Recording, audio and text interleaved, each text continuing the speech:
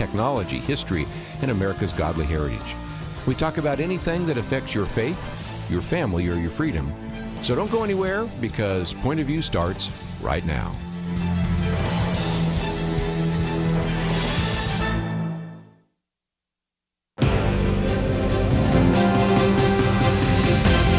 Across America, live, this is Point of View.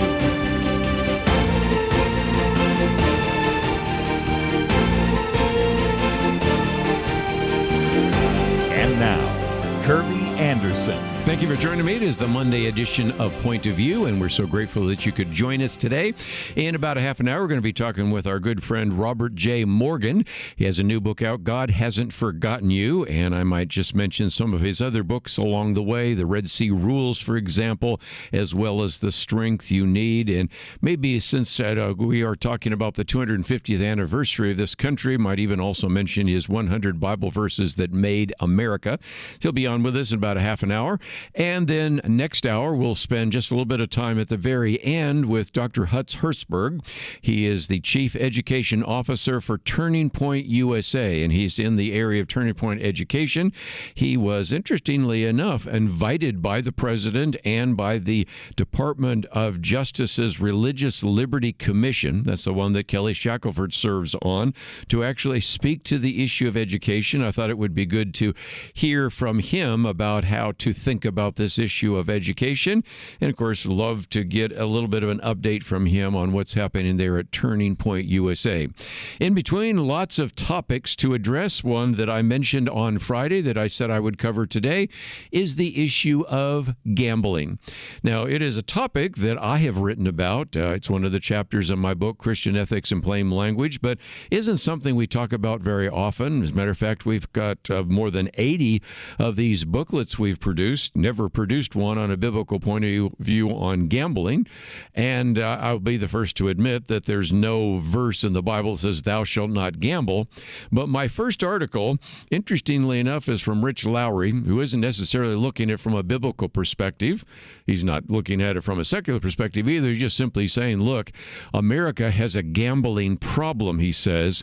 We've created an enormous industry that is inherently corrupting, encourages people to waste their money, and ruins lives.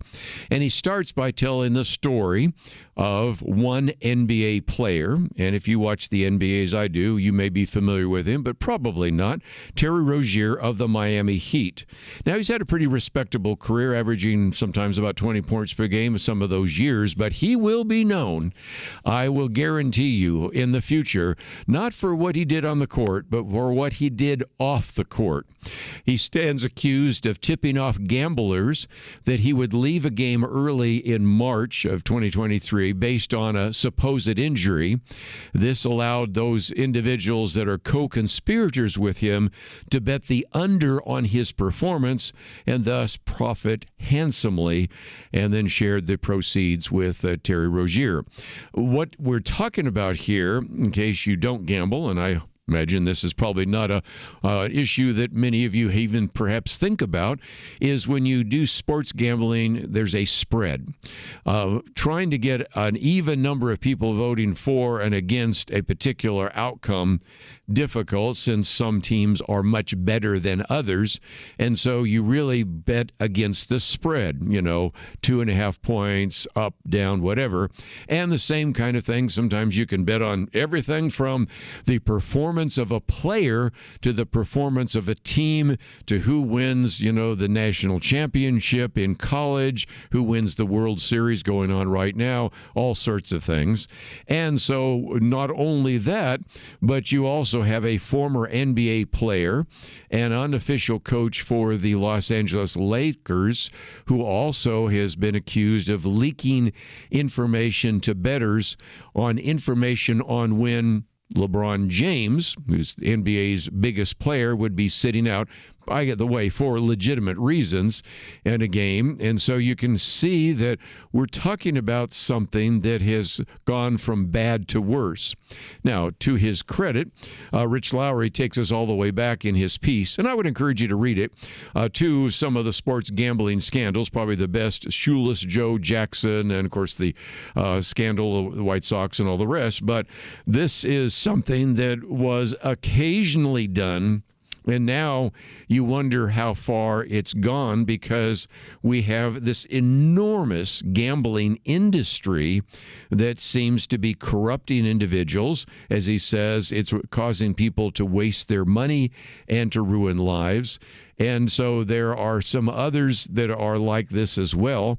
Let's take one of those. The former Toronto Raptors center, Jonte Porter, recently pled guilty to a similar scheme to tank his performance, hoping to get relief from some of his gambling debts.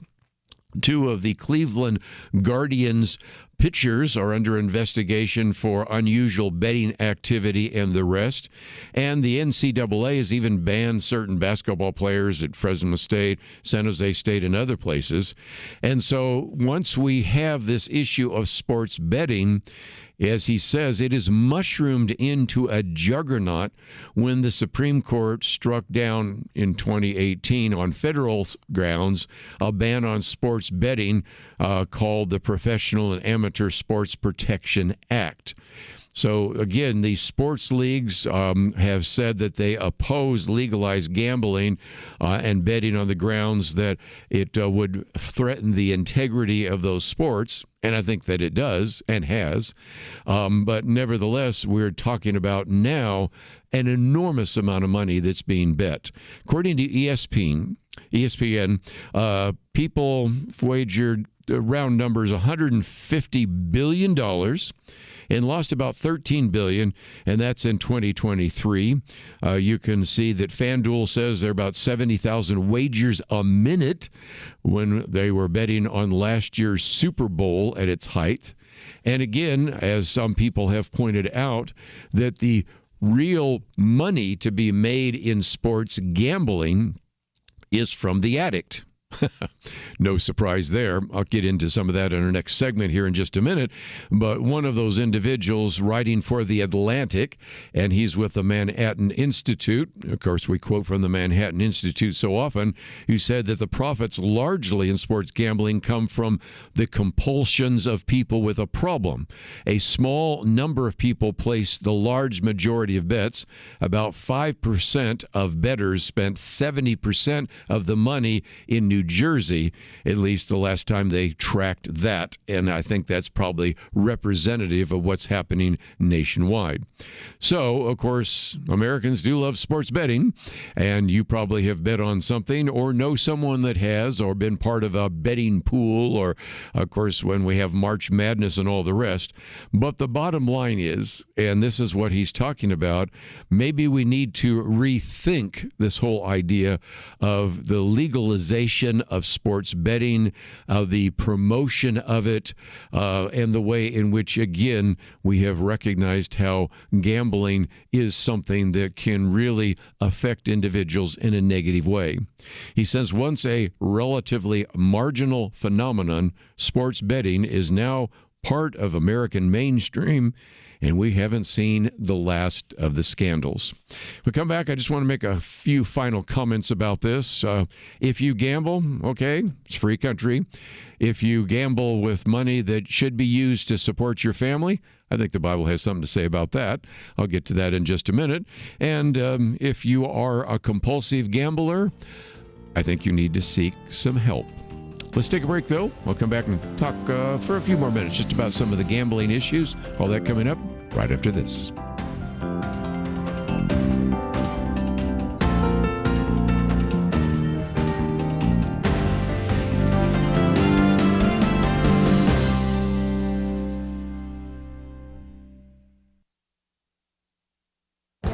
This is Viewpoints with Kerby Anderson. Democrats and Republicans don't agree on much these days, but there is one significant area of bipartisanship, the AI threat. There appears to be agreement and common ground on that issue. One illustration was a 99-1 U.S. Senate vote against a proposed amendment on AI regulation. Both sides believe some aspect of artificial intelligence needs urgent regulation. One bipartisan bill would prevent AI from using the voice and likeness of any individual without authorization. Another concern came from the testimony in a Senate hearing about creepy messages sent to children. Parents shared concerns about the impact this was having on their children. Some children were driven to suicide. The solution from tech companies may solve some problems but create others. One chatbot was sending sensual messages to children that led one company to say that they will install age gating to prevent young people from interacting with these chatbots. But on the other side was the announcement that certain chatbots would provide erotica to users who verify the age of their platform. So let me get this straight. This country is pushing full speed ahead to create the most effective artificial intelligence in the world. We are building huge data centers that must be powered by additional power plants and nuclear facilities, all so that adults can get online and have sexy conversations with AI computers. Perhaps you can see why many members of Congress, as well as millions of Americans, want some form of regulation of AI technology. I applaud the desire to protect young people, but I'm also concerned about the push for erotica for adults. I'm Kerby Anderson, and that's my point of view.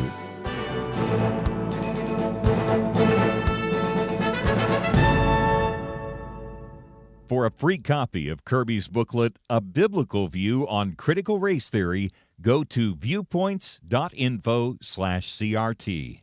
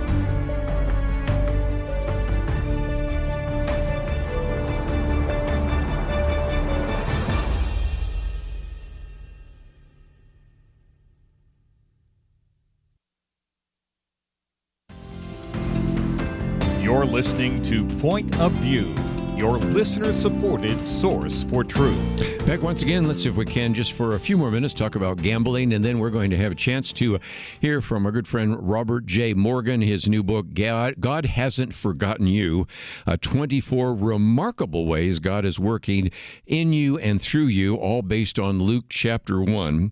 He is a master. He's just a master. I mean, there are, 80 verses there in Luke 1. We tend to skip over that to get to Luke 2, and we certainly read from that at the Christmas season. Here's about Zechariah and Elizabeth, and he derives 24 chapters, 24 very important principles out of that. And it's just, I've never seen anybody with the kind of ability he has to exegete various passages and then come up with very concrete and very helpful applications. So we're going to be talking to him about that. And of course, we'll mention many of his other books as well. Again, I'll be the first to admit while we're talking about gambling that the Bible doesn't directly address that, and there's no verse that says thou shalt not gamble, but I do have at least 4 principles I've used to help people think it through. You're free to do whatever, but first of all, the Bible does give us some principles about things that are related to it. For example, the Bible emphasizes the sovereignty of God. We see that in Matthew 10 and many other passages in the Old and New Testament. And gambling is really based on the idea of chance. The argument is, well, yeah, but I can maybe know a little bit more about these particular sports teams, but some of it is really just chance, whether it's a ball on a roulette wheel or rolling some dice, things of that nature. And again, it really is something that contradicts this idea where the Bible encourages us to work hard and creatively for the benefit of others. It sort of fosters, sometimes people call it a something for nothing attitude, and maybe even when we are concerned about everything from materialism, Matthew 6, or covetousness, one of the 10 Commandments, Exodus 20. I think you could come up with some various passages that would say that if this fosters this attitude in you, that would be enough to certainly refrain from gambling. But let's get to the second one, because this isn't necessarily a biblical idea, but the Bible does address it, and that is we have seen how gambling destroys the work ethic. In Colossians 3, remember Paul talks about the fact that whatever you do, work at it with all your heart as working for the Lord, not for men, since you know that you'll receive an inheritance from the Lord as a reward. That is the Lord you are serving. 2 Thessalonians 3 talks about if a man will not work, he shall not eat. And so sometimes there is the issue of sort of a get-rich-quick kind of idea. Some people have talked about how that mocks some of the core values of a free market, the core values of Christianity: discipline, work habits, thrift, prudence, even the relationship between effort and reward. Number 3, I think this is easy to document, and it's sort of alluded to with the verse I just gave you from 2 Corinthians 3. Gambling has destroyed families. I mean, that's not even up for a debate. And unfortunately, it is oftentimes one of the major causes for family neglect. That, again, is this idea of going and wagering too much, something that is not discretionary income. And so again, we see even in 1 Timothy 5 that a person who refuses to care for his family, worse than an infidel. I mean, you just have lots of passages that you could cite very easily. And in some respects, we as parents are to provide for our children, 2 Corinthians 12. We're supposed to eat the bread of our labors, 2 Thessalonians 3, which we just talked about, and that is certainly the case. And then finally, number 4, gambling sometimes is become a state-sponsored form of greed. In other words, when you have legalized gambling, many states have lotteries, casinos, and of course we also are talking about, of course, the legalization of sports gambling. That is the case. Now, I'm well aware of the fact that I travel around to the various radio stations that carry this program, that sometimes very close to some of the radio stations I visit actually have a casino nearby, actually is in a state that has state lotteries, all sorts of things, and it's a question that I think we should address. And I've had people say, I've never heard anybody from the pulpit ever talk about gambling. And it could be because too many people in the congregation gamble, and to even raise the issue would cause a tremendous amount of pushback. But maybe that's the point. Maybe we should sometimes talk about that issue as well. Just before I take a break, though, I thought I'd also try to answer another question. When I even mentioned on Friday that we might get into this, Dr. Merrill Matthews said, well, what you're going to have to try to do is explain the difference between gambling and investing. And I've written about that as well, as you might imagine.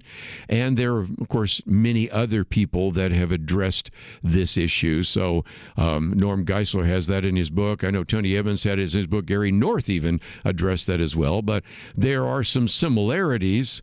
There are people who get addicted to high-risk investing, just like gambling. So I recognize there are some very significant similarities, but there are the striking differences. A wise and prudent investor will actually invest with the goal of lowering the risk and making a wise investment. Gambling oftentimes is all about risk and odds that really cannot always be lowered by further research. Yeah, I mean, again, you can play some card games. Some people say, I can get better at blackjack or by counting cards or whatever. So, but a lot of it is pretty much up to chance. And the goal of investing is then to take that money in most cases and build up a company, portfolio. Even if sometimes this is done out of selfishness, it still has a positive impact on the company and the economy. If you've read anything I've written or anybody else has written about gambling, much of what we see today is gambling takes money out of the capital economy. It doesn't contribute to job creation, except for those very few people working in a casino or something like that. And there's pretty good evidence that it hurts the local economy as well. And so some of that is pretty well documented. So again, most investing is supposed to be done with discretionary income, with certain limits, which is overseen by, of course, the SEC and a variety of other things as well. Theoretically, of course, gambling should have oversight, but we all know this. Matter of fact, the fact that we're even talking about this shows that some of that is certainly the case. And money, in many cases, in gambling that should be used for food, for rent, for clothing, is risk on a get-rich-quick scheme. So I recognize there are some similarities between gambling and investing, but there are also some very striking differences. That's why I think it would be very important to maybe get into this in more detail sometime in the future. And as we, of course, have already pointed out, it is quite likely, as Rich Lowry points out, we're just seeing the tip of the surface of this particular scandal. There may be a lot more scandal under the waterline in that iceberg. So we'll get to that in due course over the next couple of weeks and months as this unfolds. Let me just, before we take a break, though, mention that my commentary today is about the AI threat. And as I said just the other day, but I also say it in my commentary, the differences between Republicans and Democrats still pretty significant. What are we on the 27th day, I think somebody came up with, since we started the shutdown. So obviously, Republicans and Democrats don't agree on very much, but they do agree on one thing. There is real bipartisanship right now about the AI threat, as illustrated by the fact that they had a proposal that was put forward in the United States Senate to maybe have a moratorium on AI regulation for a while until we can see what the dangers are.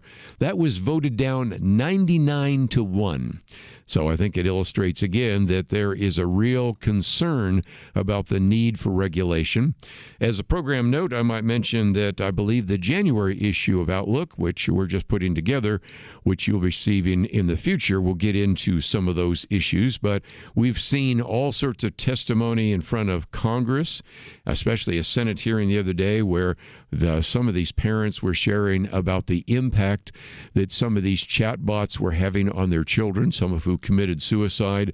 And so there is a real concern about where this is going. And I do believe that we're going to see some kind of crafted legislation in the future.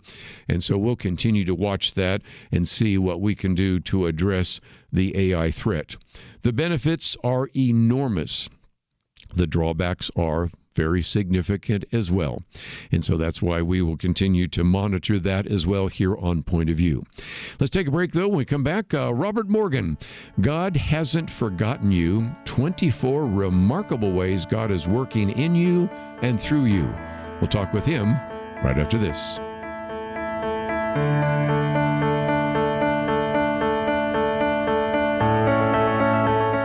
In 19th century London, two towering historical figures did battle, not with guns and bombs, but words and ideas. London was home to Karl Marx, the father of communism, and legendary Baptist preacher Charles Spurgeon. London was in many ways the center of the world, economically, militarily, and intellectually. Marx sought to destroy religion, the family, and everything the Bible supports. Spurgeon stood against him, warning of socialism's dangers. Spurgeon understood Christianity is not just religious truth, it is truth for all of life. Where do you find men with that kind of wisdom to stand against darkness today? Get the light you need on today's most pressing issues delivered to your inbox when you sign up for the Viewpoints commentary at pointofview.net/signup. Every weekday, in less than 2 minutes, you'll learn how to be a person of light to stand against darkness in our time. It's free, so visit pointofview.net/signup right now. pointofview.net/signup.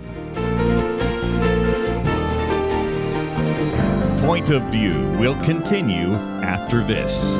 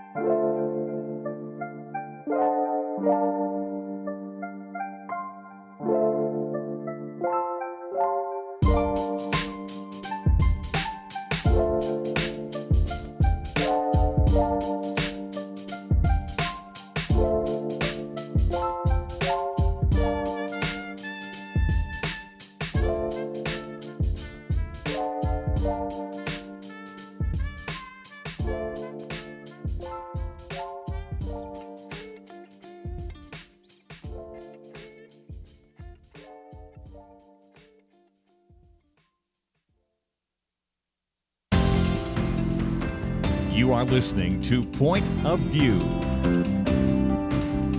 The opinions expressed on Point of View do not necessarily reflect the views of the management or staff of this station. And now, here again is Kerby Anderson. As a privilege, it is always to have Robert Morgan with us, and we certainly have appreciated some of his other books. Matter of fact, I've got The Strength You Need in front of me because my wife has been reading that. And of course, she has multiple copies of the Red Sea Rules, which we give out to friends. He dips into it all the time. And even this year, as we talk about the 250th anniversary of this nation, I would commend to you a book that we've talked about in the past with him, 100 Bible Verses That Made America. Certainly all sorts of great resources that are available, and we have a link to robertjmorgan.com. Make sure you have the J in there, and that will get you to his website, which will tell you more about him in all his podcasts and resources. I enjoy watching each day where he's going to be reading a portion of Scripture and what venue he might be in, and he's just a good friend of this ministry. So, Robert Morgan, welcome back to Point of View. Kerby, you're one of my favorite people to talk to. Thank you. It's good to hear you. Well, last time we were at National Religious Broadcasters in Nashville, we got to meet you face to face. That was one of the great privileges in my life. But let's, if we can, get into this book, God Hasn't Forgotten You, 24 Remarkable Ways God is Working in You and Through You. And you are a master, because most of us, as I just said before we had you come on, when we get to the book of Luke, we kind of jump over Luke 1 and go to Luke 2, because then we read the Christmas story. And here you've been able to derive 24 important principles, 24 chapters. I think there's like 80 verses in Luke chapter 1 about Jeremiah and Elizabeth. And I just think just the ability that you have to pull these out is always just great and amazing to me. But tell us a little bit more, because most of us tend to skip over Luke 1, and you have devoted an entire book to that chapter. Well, it's a long chapter, as you said, 80 verses, and the story is so vivid and evocative. I'm sure that Luke got an eyewitness account of all of this from, at least from Mary, as she recalled all of the events as they unfolded. But I began studying the Christmas story 2 or 3 years ago, and I never did make it to Christmas. I just got stuck in Luke 1 with this wonderful story with this older couple in the Judean hills, Zachariah and Elizabeth. No one had heard of their names. They were not famous. They were not well known. They were up in years. We don't even know the name of the village that they lived in, but they were faithful to the Lord. And they didn't realize that they were more useful at that point than they had ever been before. But Kerby, everything began with them. The whole gospel story began not with Joseph and Mary and Jesus, but with Zachariah, Elizabeth, and John. And we can learn so much from their story. Well, again, because of this, we get into questions about grief, prayer, angels. Certainly that makes some sense.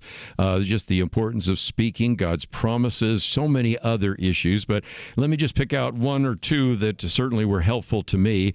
First of all, of course, we've enjoyed over the years when we've had Stuart Briscoe on when he was alive. But you talk about being in a college chapel where Stuart Briscoe said, you were born at just the right time, you die at just the right time, you're living at just the right speed, and you are exactly where God wants you to be right now for his purposes.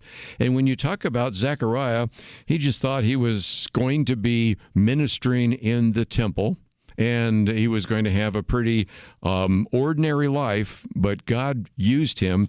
And maybe there's a principle we should apply to our lives as well, shouldn't we? Well, even though he was up in years, he was exactly where God wanted him to be when the Lord needed him to do something great. And I believe that's true for us. If we are following Jesus Christ and we love him, then wherever we are today, we're where he wants us to be to do what he wants us to do. We could have been born in the 1st century or the 15th century, but we were born exactly when we were born.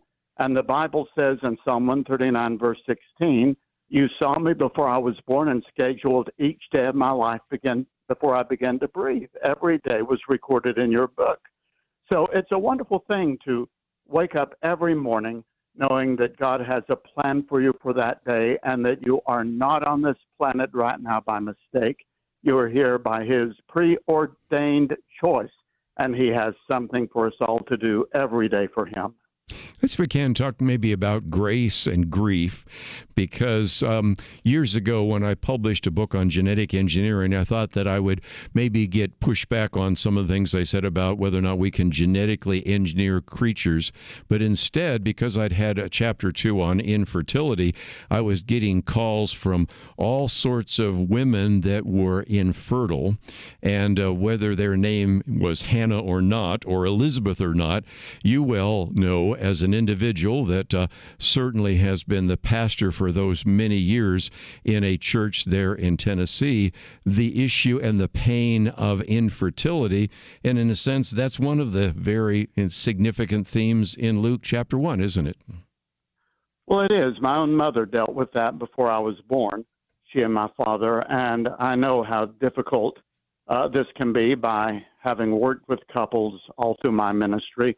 But for a Jewish couple, it was even worse, because if you didn't have any children, not only would you not have an heir, which was so important in Jewish society, but you also would never and could never be a part of the lineage of the Messiah.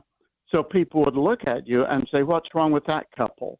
God has chosen not to let them be anywhere near the lineage of the Messiah. And Elizabeth in this chapter called it a disgrace. But they were up in years. They hadn't been able to have a child. But that is exactly where the Lord moved in with his grace to do the greatest thing for them he had ever done. And I don't know how to explain it. I'm just aware of the fact through my own experience and through my study of the Scripture that God has a way of working grace into our greatest griefs. And whatever it is we may be going through, whatever the pain or the difficulty of it, the Lord knows how to bring us through that and then to use it in ways we never imagined for his good. That's one of the stories we learned from Zachariah and Elizabeth. Again, the book is entitled God Hasn't Forgotten You, 24 Remarkable Ways God is Working in You and Through You. Won't go through all 24 chapters, but they're just so well written. There are discussion questions at the end and oftentimes little insights inserted into all of that. Just great material. But let's see if we can talk about, since you did mention Zachariah's age, we've had Hal Hallbecker on a couple of times talking about his Finishing Well Ministries, because he really wants to equip and encourage seniors to recognize that even if you're retired, you really aren't retired. And even if you're old, God is not finished with you. And in a sense, that's kind of the theme of Luke chapter 1, verse 7, isn't it? Well, it really is. Zachariah and Elizabeth, according to Luke, were very old. He uses that adverb, very old. Yes. And also later on, Zachariah very, carefully describes Elizabeth as being well up in years. But their greatest days were still ahead of them. I'm 73, and I like to think that I'm a young adult who's just been around for a while. I believe that the Lord, as long as we have our minds and as long as we have breath in our lungs, the Lord has something for us to do every year. And you mentioned retirement. I've always thought that retirement was simply God's way of freeing us up for further service. It's wonderful to wake up every morning and say, Lord, what do you want me to do today? And know that every day has a distinctive purpose in the economy of God for our lives. One other one before we take a break is angels. People just love angels, but I think in some respects we understand a different aspect of angels in Luke 1 than we do in Luke 2, don't we? Well, yes, Gabriel is the great angel of the gospel.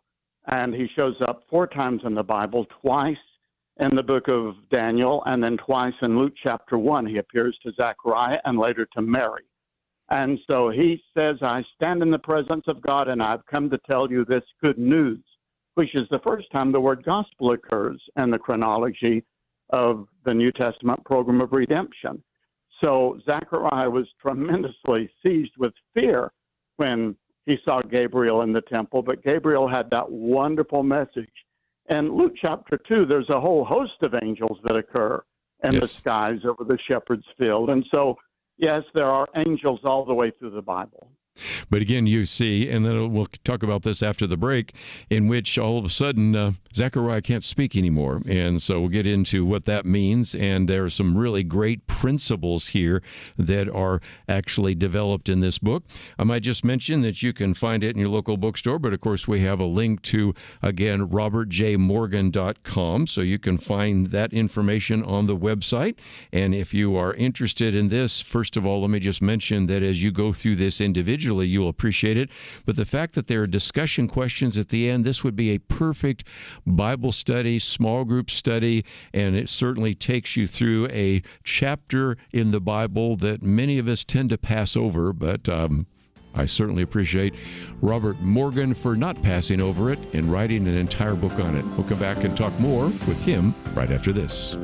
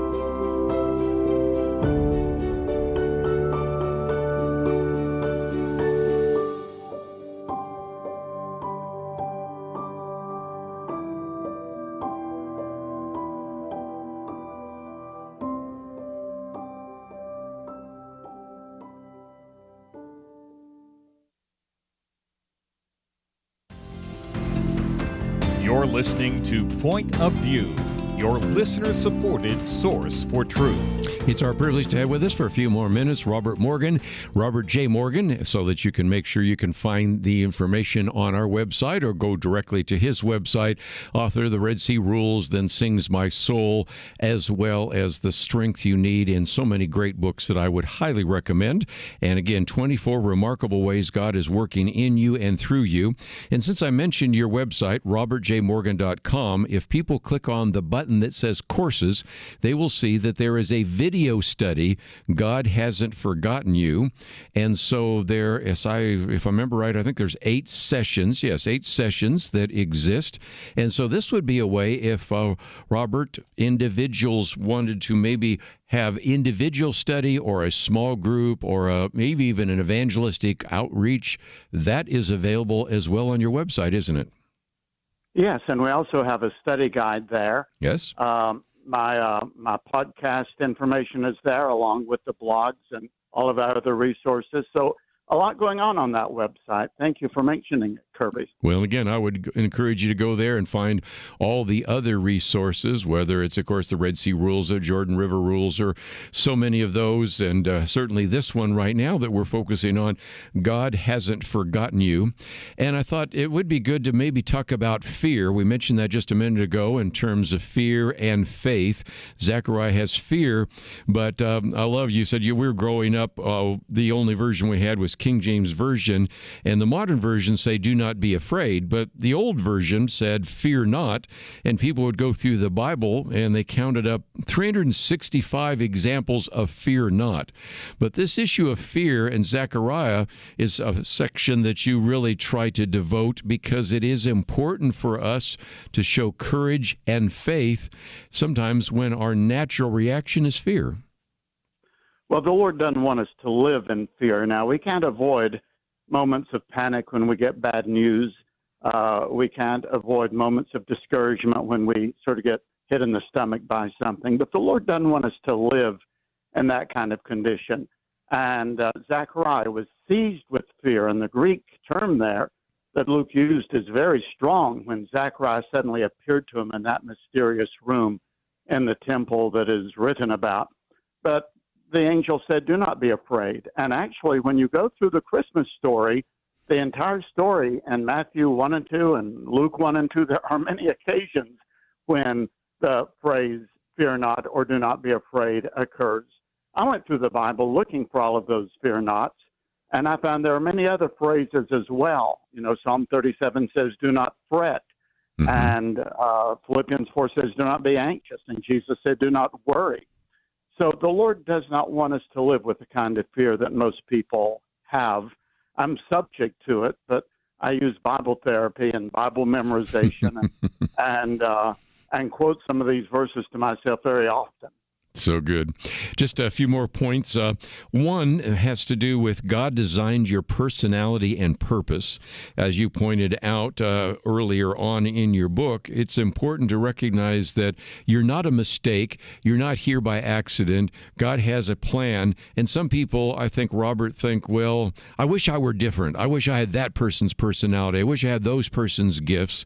And we fail to understand that God has made you in this place, in this time, for such a time as this, if I might quote from Esther and the whole conversation there. But it does seem to me that one of the things that we learn from, again, the story of Zechariah is that there was a personality and a purpose, even when he maybe wasn't able to see it until only later. Well, and that was true for John the Baptist as well. Their little baby that they had, John, became John the Baptist, and he had a personality resembling that of Elijah in the Old Testament. He was in the spirit of Elijah, and the Lord ordained that. I believe that God gives us a unique personality to every person the way we have a unique body. I happen to be melancholic. I'm more introverted. For a long time, I didn't like myself being that way, but I've come to realize that's exactly the way the Lord wanted me to be for what he has wanted me to do. So we need to thank God for our personalities and build on the strengths and minimize the weaknesses and recognize that we are made the way we are, fearfully and wonderfully, both in body, mind, and soul, because the Lord knows what he's doing. We are his handiwork. So good. Robert Morgan with us as we talk about his book, God Hasn't Forgotten You. I thought we'd also talk about the promises, because one of your chapters dealt with the hundreds of promises that God has for us. And even there in Luke, the later part of Luke 1, we can see some of that. And that's something that we can also dwell on, not only the personality and the purpose, but the promises that he makes and has actually written in his word for us to really claim. One of the strongest sentences in Luke chapter 1 is when Gabriel said, "For no word from God will ever fail." And it also says in that chapter about Mary that Elizabeth said to her when she came to see Elizabeth, "Blessed is she who has believed that what the Lord has said will come to pass." So, Kerby, when we have a problem, there's a promise somewhere in the Bible. If we will read the Bible accurately and clearly, there is a promise for everything we will ever face. And the secret to growing our faith and to having a life of victory is to find those promises that corresponds to our problems at any given time and recognize that no word of God will ever fail. And happy are those who believe that what the Lord has said will come to pass. So good. One last one I just thought I'd pick up real quickly, that you have a chapter, God aims to unleash your voice, and eventually Zechariah speaks, but the implication of that is that we can speak too. And so just as we can rest on these promises, just as we can reflect on the fact that God has a purpose and a personality for us, we need to share the good news with our friends, neighbors, coworkers, and share it with the world. And we learn to do that. It says in the Bible that they were filled with the Holy Spirit and they spoke the word of God with boldness. And we are not to be shaped by our culture. We are to shape the culture around us. And we can't do that if we remain silent. This is an important time, I think, for Christians to speak up, not only on moral issues, even if they have political ramifications, but also with a word of testimony, a word of praise. And it's not that difficult to say, praise the Lord to someone, or to say, I've been praying for you, or to tell the barista at the coffee shop, God bless you today. Simple phrases like that can begin to open up doors of witnesses for us. Again, if you'd like to know more about Robert J. Morgan, just go to robertjmorgan.com. We have information about this book, God Hasn't Forgotten You. There's a study guide. There are videos. There is a whole course. There's the podcast, and so many ways in which you can follow the great work that he does every single day. Robert Morgan, always a delight to have you in the program, and I'm looking forward to the next opportunity with you. Well, I always love listening to your iconic voice, Kerby. Thank you so much for having me on today. Again, let me recommend some of his books. God Hasn't Forgotten You. One my wife is working through right now, The Strength You Need. And, of course, we have multiple copies, I might add, of the Red Sea Rules. I think you should dip into it all the time, but also give it out to others. That would be another evangelistic opportunity for you. And during this year, the 250th anniversary of this country, I'm going to point more than once back to his book, 100 Bible Verses That Made America. I always love his great history. I might also mention 50 Final Events in World History and a variety of other books that you can find out about. They're just amazing how many books that he has published, and we've done interviews with him on many of them. So if you'd like to know more, go to his website or to pointofview.net. We'll come back. We have a lot to cover in the second hour. We'll do that right after these important messages.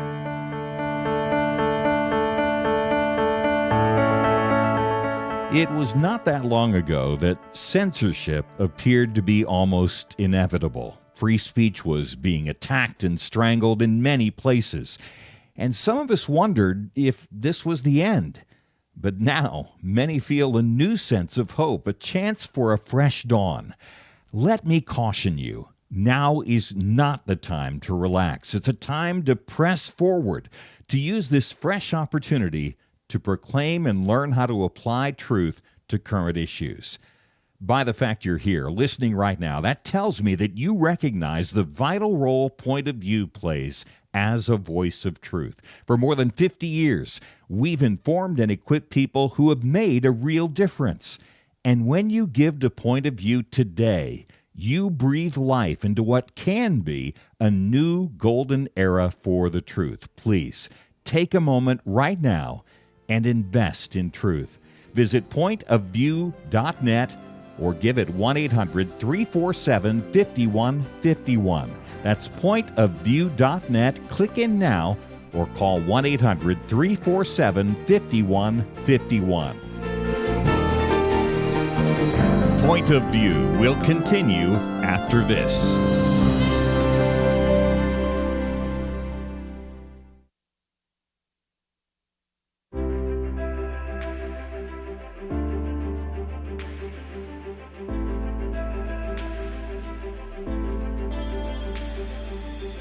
I do appreciate Point of View and what you folks are doing. You really are doing a great job to educate and to help Christian folks do a better job to honor Christ in all that we do. My husband and I are your supporters. We just really appreciate the show and the people you bring on. I just want to commend you guys on your program. I love listening to you. It's a blessing. Been listening to you for several years. Your program has helped my family see current events and elections and politics through the eyes and the principles of Scripture. And that's been enlightening, and we're trying to pass that on to others. I want to say, first of all, that I really enjoyed the Millennial Roundtable, and I love the program altogether. I think Kerby is great, and I really appreciate all of y'all, all that y'all do, and the truth that y'all put out. Hey, great show. Love all your comments and what you're talking about. Thanks again for what you do. Point of View Radio Talk Show.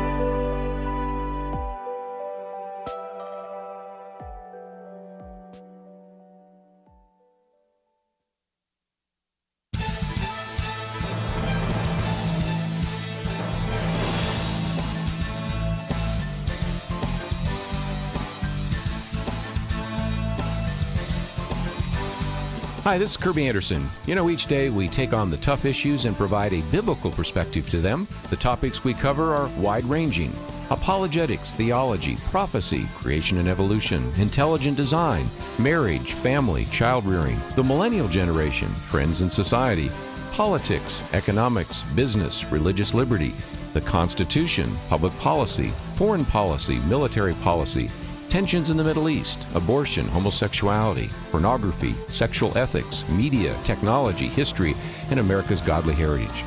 We talk about anything that affects your faith, your family, or your freedom. So don't go anywhere, because Point of View continues right now.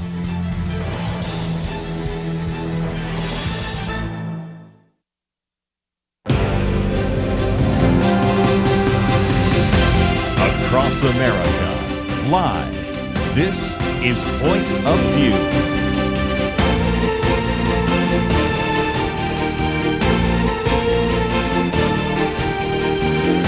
And now, Kerby Anderson.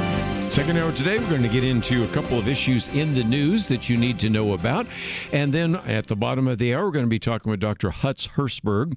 He serves as the Chief Education Officer for Turning Point Education, which is part of Turning Point USA. We'll get an update on what's going on there at Turning Point USA after, of course, the death of Charlie Kirk and where that is going. But also, I wanted to have him on because he was actually invited to speak at the National Religious Liberty Commission that was held on the issue of the importance of education. And I think those of you that appreciate Christian schools, classical Christian schools, home schools, will certainly benefit from that. Individual, I might just mention that during his tenure at the Christian Heritage Academy, it was ranked each year as the #1 best Christian high school in Illinois, and also as an individual with a lot of expertise in that regard. So we'll get into the subject of education sooner or later, but let's, if we can, come back to something that is related, and that is, I've posted a piece by James Lynch. Decades after leaving Wikipedia, co-founder Larry Sanger hopes to rescue the platform from left-wing bias. First of all, he was well aware of that because back in 2001, he was one of the individuals who actually announced and launched the site which we today call Wikipedia. And since that time, he has written about why he believes there are some real problems, as obviously there are, and what we can do to fix those. And so I might just mention that before this article by James Lynch came out about Larry Sanger, I have a commentary coming out on Friday on the issue of Wikipedia, so we'll get into that in just a minute. But let's go to this piece because it was intended to be kind of a free encyclopedia. Those of you that are a little bit older remember the old encyclopedias, Encyclopedia Britannica. Matter of fact, if you go to a half-price bookstore, they don't even want to take the encyclopedias anymore. I can understand why. But now to have all of that online was a really good idea and was developed so that in some respects you could have what they were planning to have, the single largest repository of human knowledge ever assembled. And this was one of the visions of Larry Sanger and others. And it was certainly one that was operating pretty well for a while. But as James Lynch points out, quoting Larry Sanger, it's gone off the rails. And what I think was so interesting, and I've read him in other pieces explain what finally caused him to say, okay, we've got to do something, because this is not like something that just happened overnight. We've seen this unfold for years, and I'm aware of individuals that I've interviewed on the program who point out that on Wikipedia there are very significant errors in Wikipedia, which when they contact the editors to fix, they won't fix. They will go with the myth rather than the reality. And sometimes you almost have a situation where you have to have maybe one of the fact checkers like Snopes to fact check Wikipedia. Well, that's not what was intended. But the one that set him off of all things, was the entry for Yahweh, which, of course, is the Old Testament name for God. And once he saw that the claims being made in that entry were not only false, but the fact that there was an entirely secular account of the term's history, and it excluded even the biblical material behind it, which was, of course, what informs the perspective of millions of both Christians and Jews. So at this point, he recognized this is not just an issue of left, right, conservative, liberal.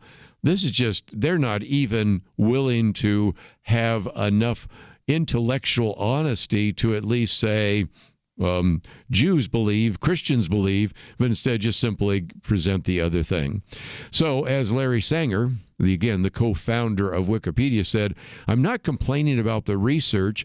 I'm complaining, he says, about the pretense of neutrality that Wikipedia has. It's absolutely ridiculous to call the article neutral.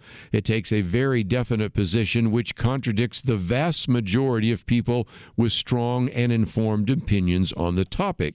And so that has led him to create what he calls the 9 Theses. And these are some things that he is hoping might be able to be changed.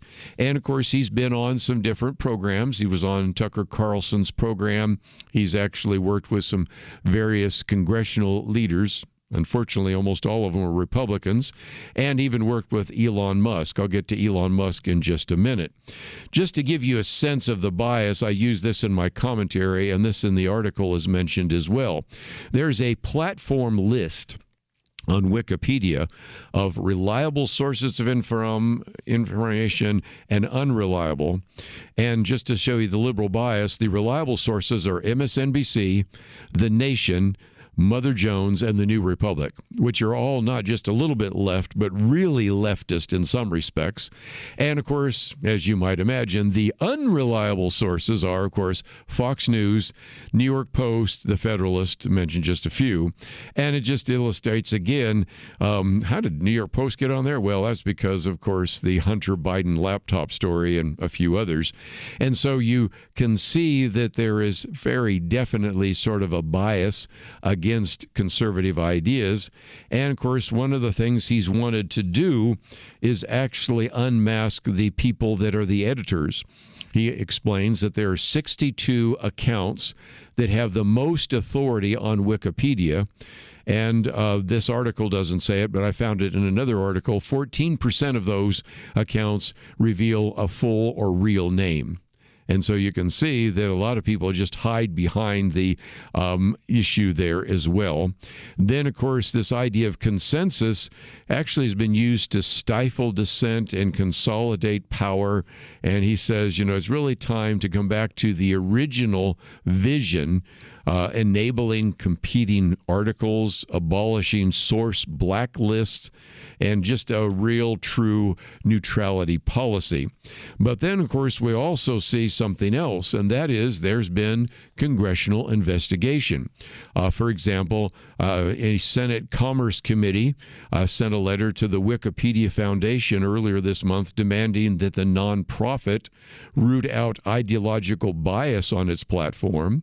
But even before Larry Sanger came out with his manifesto, you had Republicans in the House Oversight Committee in an investigation, this is back in August, of use of hostile nation-state actors that were using Wikipedia to expose Western audiences to pro-Kremlin and anti-Western messaging. Hence the reason why now there are some people suggesting maybe we need an alternative, and they're now talking about something that Elon Musk and others might put together, which would then at least provide an alternative to that. And many of them are calling it Grokopedia, because after all, if indeed Wikipedia is the source for a lot of AI, we almost need a different Grokopedia so that Grok isn't as biased as all of those AI sources. Anyway, fascinating article. It's on our website. We'll be right back.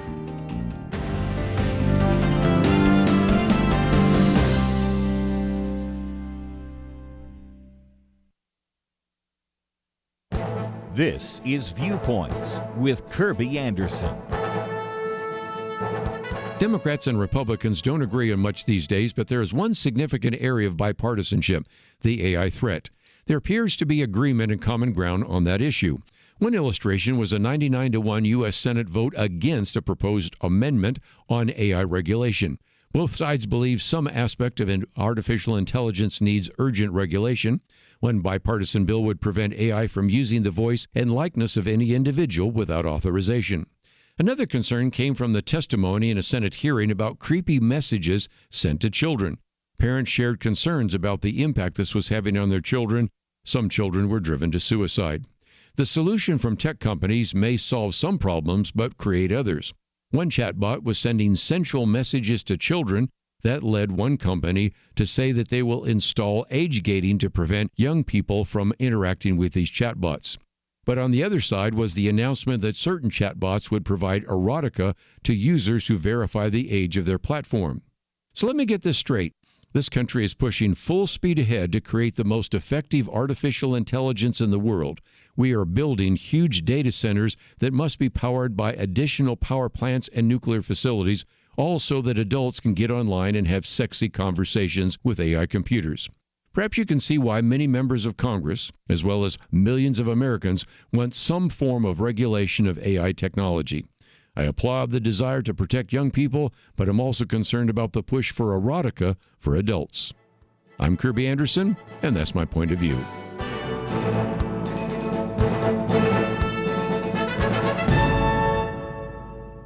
For a free copy of Kerby's booklet, A Biblical View on Critical Race Theory, go to viewpoints.info/CRT.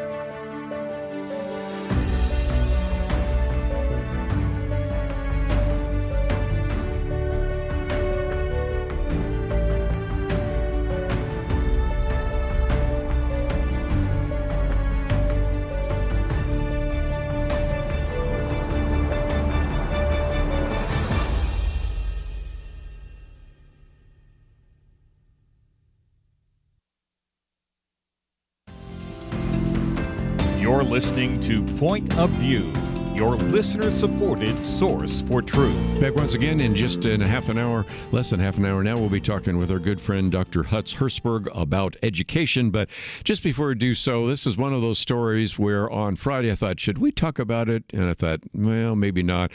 Over the weekend, it began to be a big story, and that is the White House renovations. That is, that Donald Trump wants to build and is in the process of building what everybody is now jokingly called the Big Beautiful Ballroom. Now, let me try to sort through this for just a minute, because first of all, you have to recognize there is a real need for this. And even if you don't like the president, somebody certainly needed to do this. And there is a very good case for developing a larger hall for the White House for these big state dinners. Because if you have foreign dignitaries and you want to have anything of any size, many times that has to be done outside.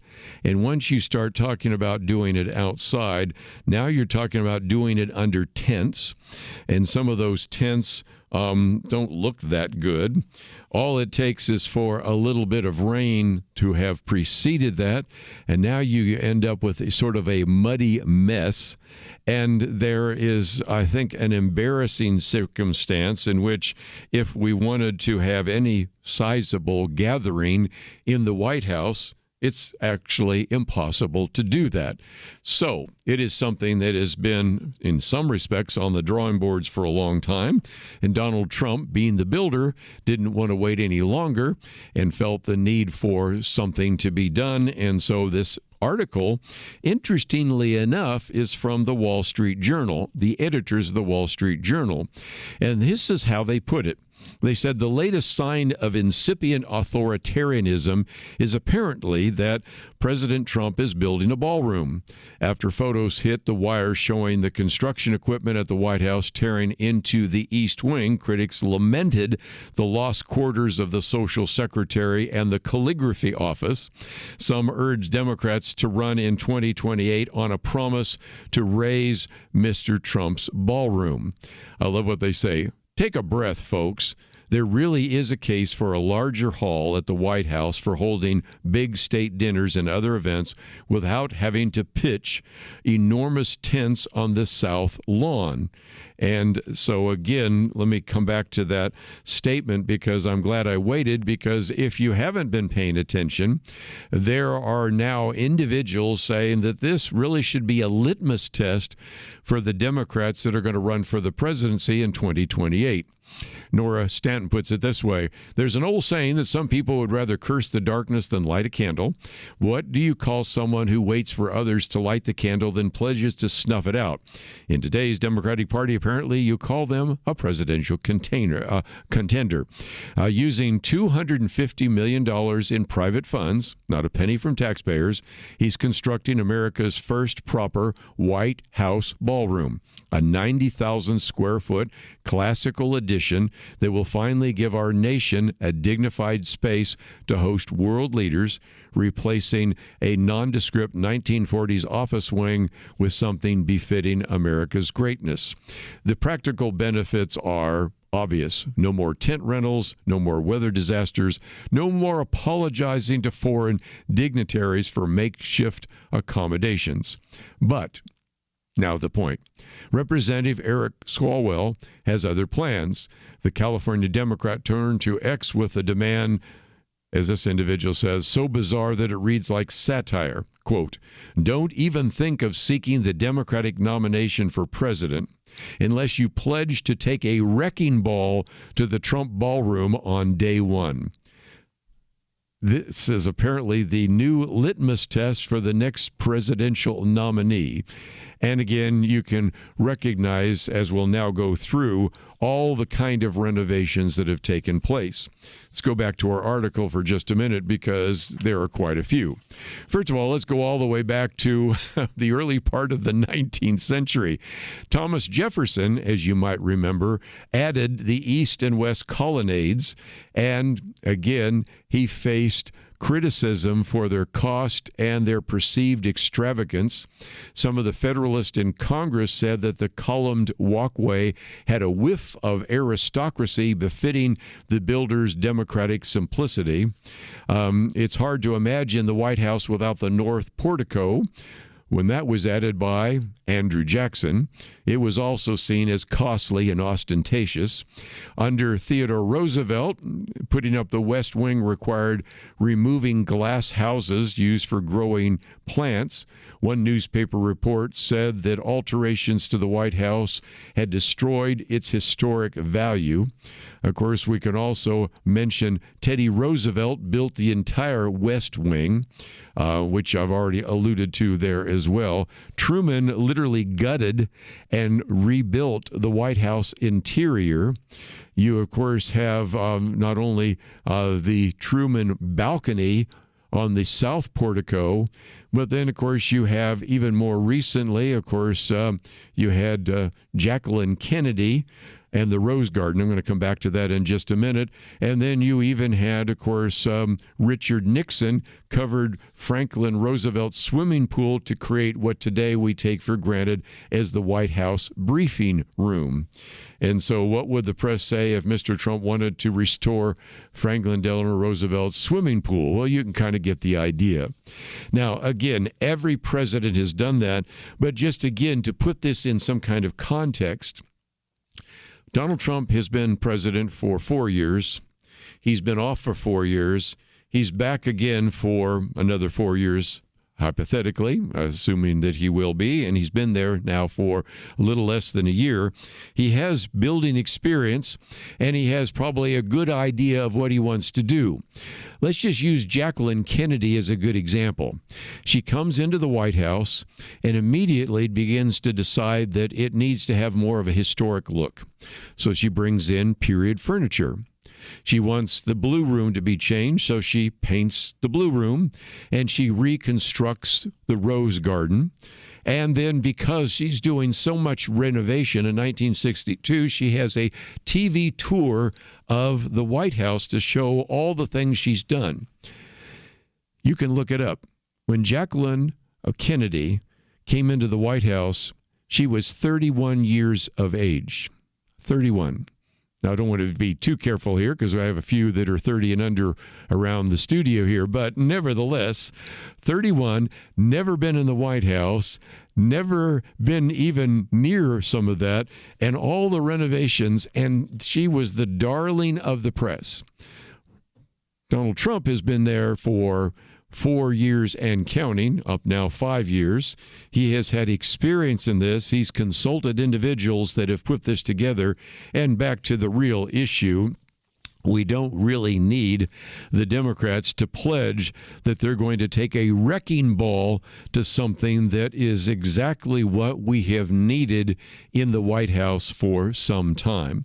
If you've ever looked at the White House, it's grown over the years. You can look at some of the original pictures. You can see some of the changes that were made.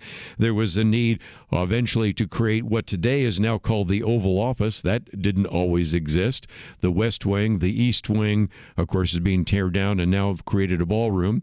Next to it, of course, is on one side the Office of the Treasury. On the other side, of course, is the Executive Office building, which was built because you just didn't have enough room for the individual that served the president. And so, in some respects, we're getting to a point where we could actually be proud of what we are going to provide for dignitaries and presidents and others that will, and leaders that will come to the White House. And they won't have to actually walk around sometimes in the mud under a tent, which is pretty embarrassing. But again, if it's done by Donald Trump, then it needs to be torn down. And it is really hard to me to even imagine that that has become the issue that at least one prominent Democrat is saying. Don't even think of seeking the Democratic nomination for president unless you pledge to take a wrecking ball to the Trump ballroom on day one. Oh, boy. So here we are. That is an issue that I was going to ignore, but I thought I'd at least give you some facts and figures to the story. And if you'd like to read about how the editors of the Wall Street Journal responded to some of this, it is one of our articles on the website at pointofview.net. We come back, we're going to spend some time talking with our good friend Dr. Hutz Hertzberg. I've posted a piece by John Stonestreet, The Essential Task of Education and of Educators, so that you can follow that, and we'll learn a little bit more about what is happening in the field of education, what we as Christian educators need to do, and maybe an update on what's happening right now there at Turning Point USA. All that coming up right after these important messages.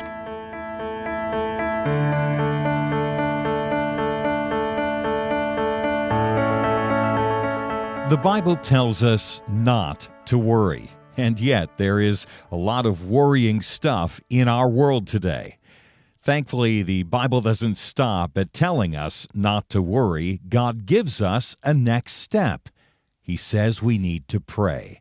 But sometimes even knowing what to pray can be difficult, and that is why Point of View has relaunched our Pray for America movement, a series of weekly emails to guide you in prayer for our nation. Each week, you'll receive a brief update about a current issue affecting Americans, along with a written prayer that you can easily share with others. We'll also include a short free resource for you in each email so you can learn more about the issue at hand. Will you commit to pray for America? Go to pointofview.net. Click on the Pray for America banner at the top of the page to subscribe. Again, that's pointofview.net. Click on the Pray for America banner. Let's pray together for God to make a difference in America. Point of View will continue after this.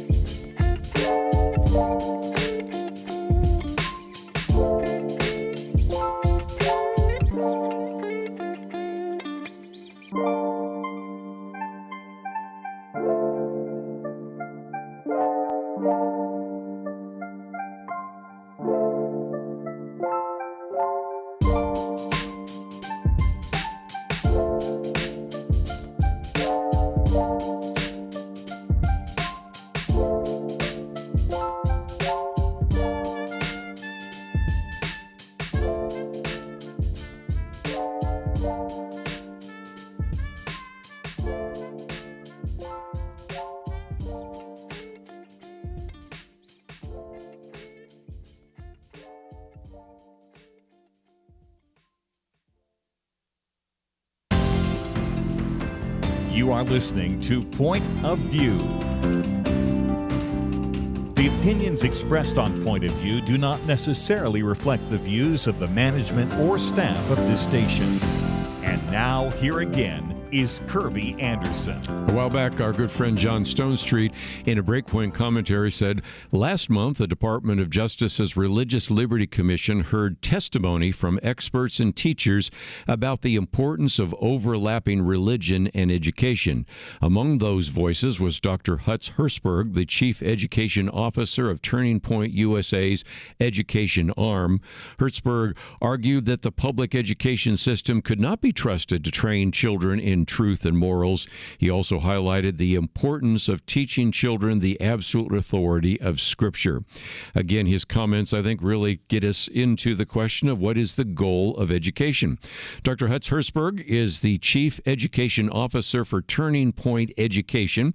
We have a link to it, turningpointed.com.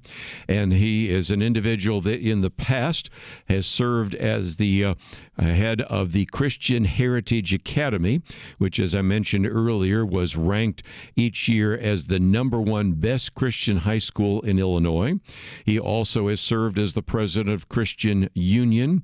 He also was the executive pastor of the Moody Church in Chicago, has really served 2 decades in the area of higher education administration, education, Trinity International University, Trinity Evangelical Divinity School, Wheaton College, and many others.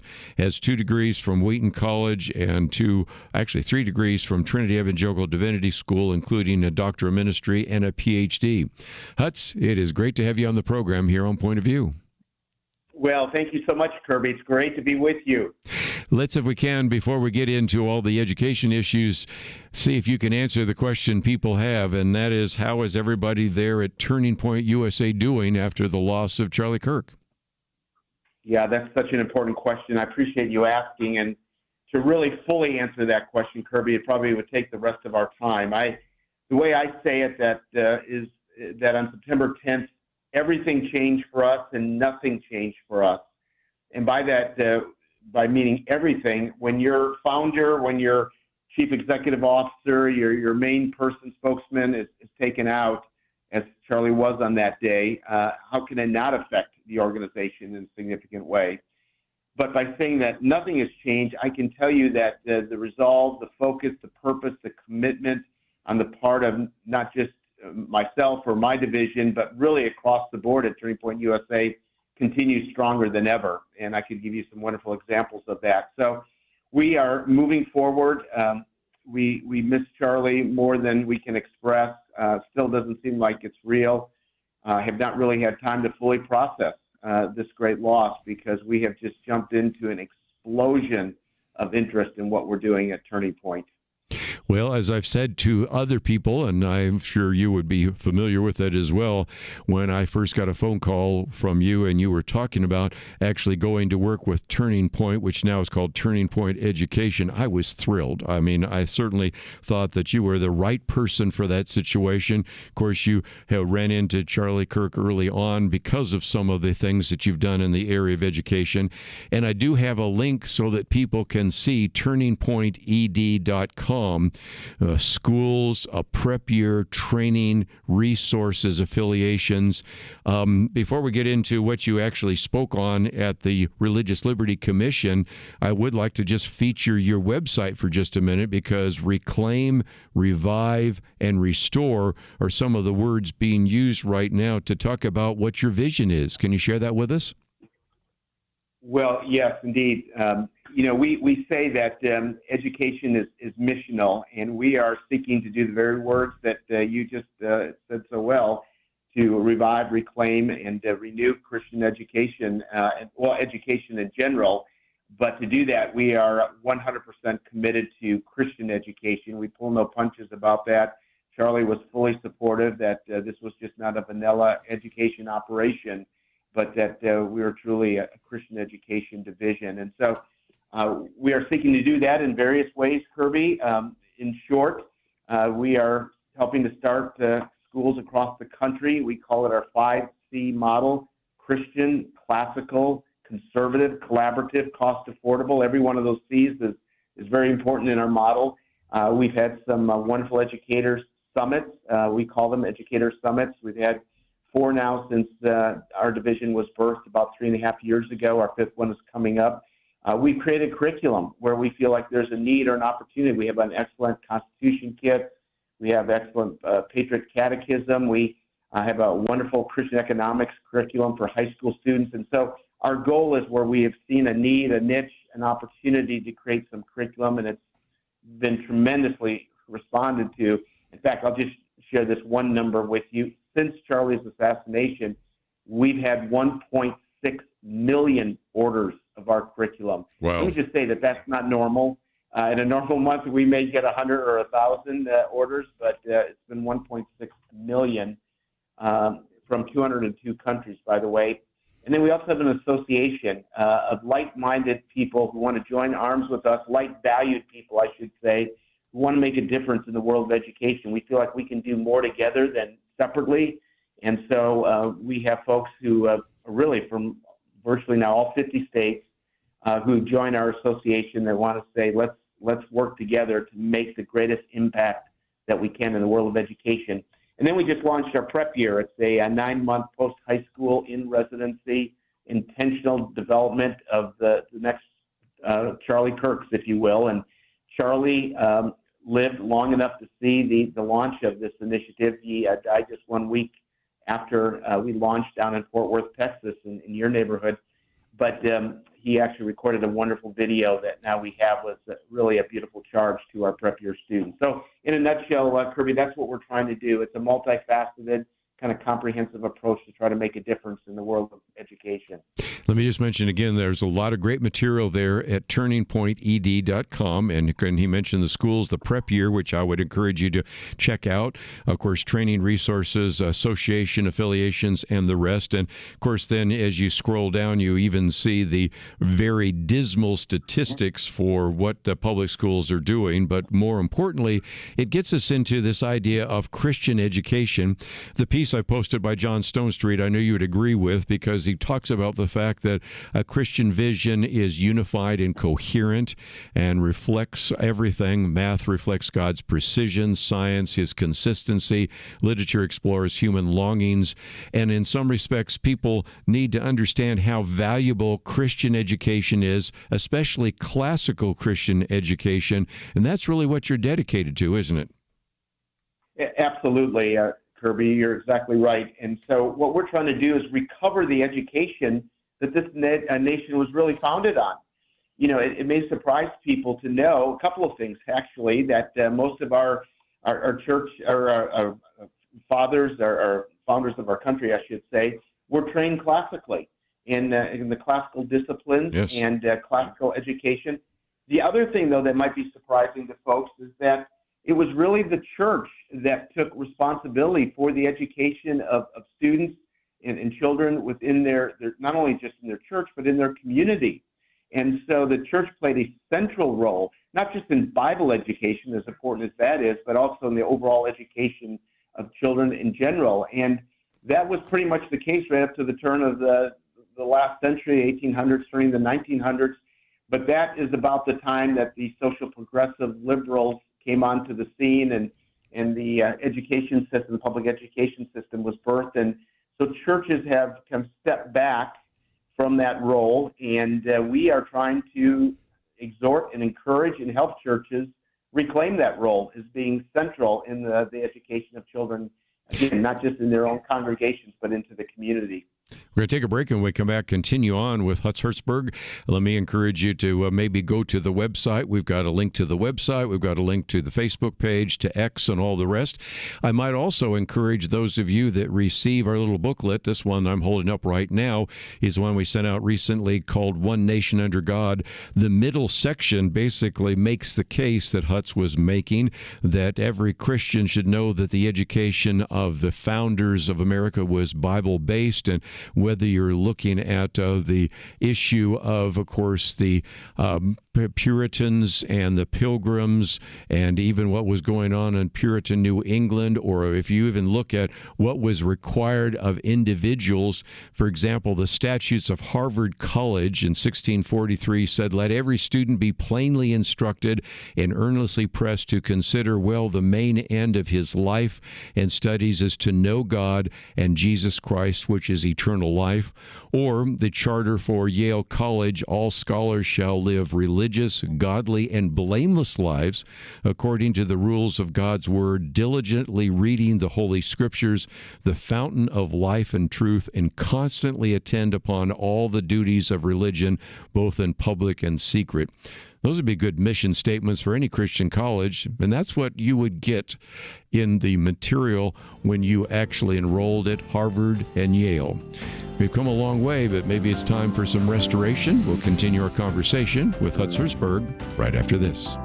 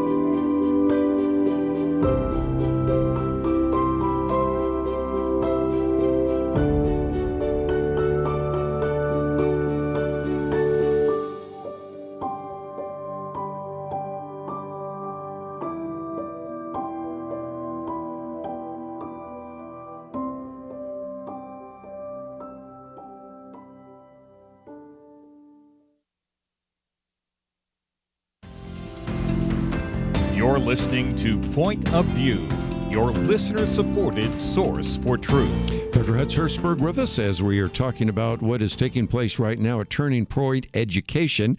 And if you want to go to the website, if you already are associated with a Christian school, might consider clicking on that button that says Association, because the Turning Point Education Association joins education advocates and schools with shared values through awareness, connection, and action to provide, and this is the key issue, transformational education to the next generation rooted in God's truth and virtue. If you know a young person that maybe is still trying to figure out what he or she wants to do, there is an opportunity then to actually be involved in a prep year, which really after high school, before college, could maybe be very significant. And of course, I've been speaking at many of those prep years in Oregon and New York and other places around the country. history in Mississippi, Missouri. I mean, so these are very good programs, but this particular one I think you might want to check out as well, and all of that is available at turningpointed.com. Let's, if we can, for a few more minutes, Hutz, talk about the impact that this has on the student. Again, just quoting from this piece by John Stonestreet, which I thought put it together very well, that if you go to kind of a godless education, then your identity for the students is where you're searching for your value and dignity in sexuality, self-expression, activism, worldly success. By contrast, Christian education offers a vision of identity rooted in the foundational truth that we're made in the image of God. And it does seem to me that one of the antidotes to this rootlessness and aimlessness and frustration and increase in depression, anxiety, and suicidal ideation is to come back to our roots, and that is the roots of Christian education. Well, you've said it so well, Kerby, and I appreciate that. You know, if you boil it all down, basically what so much of public education is all about is teaching students to hate God, hate themselves, hate others, and hate our country.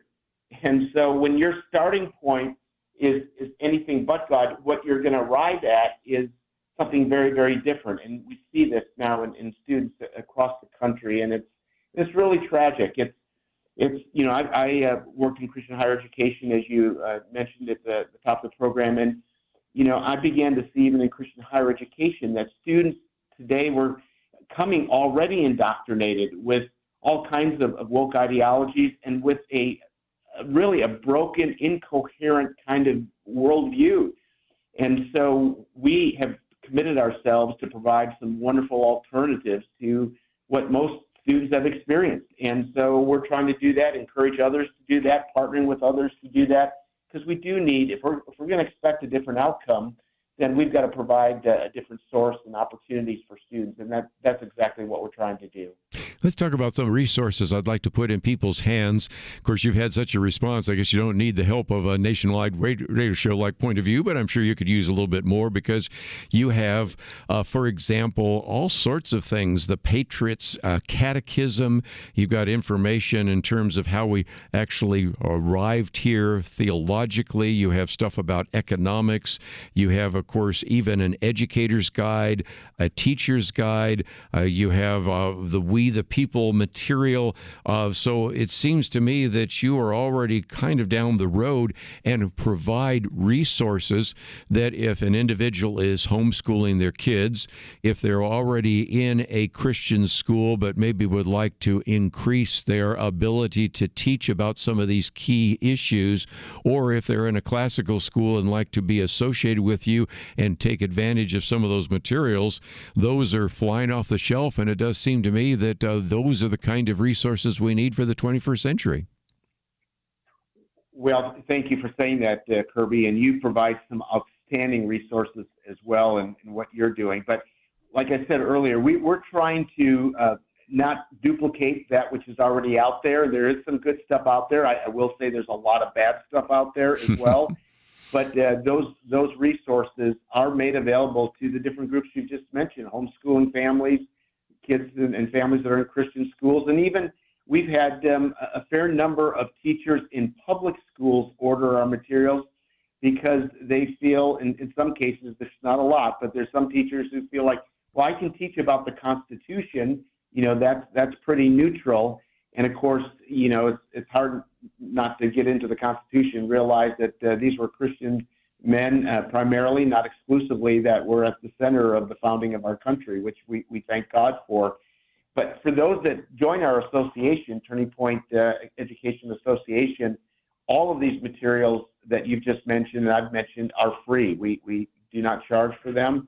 And so we would love to put these in the hands of any of your listeners that might be interested.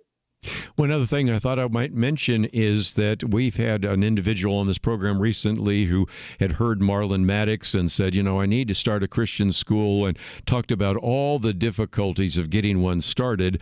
And of course, I would recommend his book because it gives you a chance to maybe learn from his mistakes. But you have a whole section here called Seeding Schools. Some of our listeners right now say, I'd love to have a Christian school in the area. I would love to even have my kids be able to go to them, but I really almost need somebody to kind of come alongside and help us what that looks like. And that's part of your 5C schools: Christian, classical, conservative, collaborative, and cost affordable. And so it does seem to me that a cost affordable would be, again, one of those very important issues if you wanted to start a Christian school, and we certainly have a need for more Christian schools. This is a place where they can connect up with you and find out what it would actually take to get one started. Yes, absolutely. And every month we do a webinar, 2-hour webinar called From Vision to Virtuous Education, where we lay out this vision that you've just spoken about. And every one of those C's, as I mentioned earlier, is absolutely critical. But you talked about the cost affordable one. I led a Christian school in the north suburbs of Chicago, and excellent Christian school, but it was $18,000 a year. I tried to raise close to $1 million in financial aid, but for a lot of families, and understandably so, Christian education is unaffordable as we traditionally have known it. And so what we worked at and have come up with is a model that brings that cost way down, and that's because of a couple of things. One is that we're partnering with local churches. As I mentioned earlier, we're trying to draw the church back into the responsibility of education of their children. And secondly, our model is a hybrid model. So students go to school taught by real teachers 1 to 2 to 3 days a week. The other 2 to 3 days they're at home executing a curriculum that's been laid out. And so we feel like in a lot of ways, this is the best of homeschooling and the best of 5-day-a-week schooling, but it does keep the cost down. And so in our model school, we're able to produce or provide a outstanding education for about $2,500 a year. That's an education as good as any place you're going to want to get, but because of those factors. So yes, absolutely, Kerby, we'd love to talk with anybody or any group that's interested in starting a school. Again, we're so thankful to be able to offer what we do without charge, and so we make ourselves available and our services available, and kind of walk them through a 9-month incubation period from start to finish of how they can start a school in their area. Well, Hutz, I thank you so much for being on the program. Please say hi to your sweet wife, Lynn, and I look forward to the next opportunity. If people would like more information, turningpointed.com, or just simply go to pointofview.net. We have all the links that you need there, and it's been a delight to have you on the program, and let's do it again. Thank you so much, Kerby. It's a pleasure, and we appreciate you so much. We're going to take a break, and then tomorrow we're going to talk about the state of the Bible. That comes from a very good organization called American Bible Society, and a variety of other issues, but we're simply out of time today. As always, I want to thank Megan for help engineering the program. Steve, thank you for producing the program. We'll see you back here tomorrow right here on Point of View.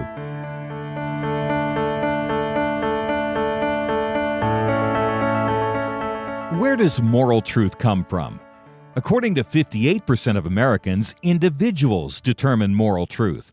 A quarter of Generation Z says society determines moral truth, and morality can even change over time. Only 42% of Americans believe that truth comes from God. I don't know about you, but I find these numbers extremely troubling. It really is a crisis of truth, and that crisis has consequences. Look at society. Evil is called good, good called evil. People with biblical beliefs are called bigots, or worse, they're canceled. But there is hope. The Bible promises the truth will set us free, and that's why Point of View is relentless in our commitment to the ultimate source of moral truth, God's Word. At Point of View, we know that God's truth is eternal, and if we stand together, we can help more Americans apply His truth in their daily life. Help Americans find truth again by giving at pointofview.net or call 1-800-347-5151. That's pointofview.net and 800-347-5151. Point of View is produced by Point of View Ministries.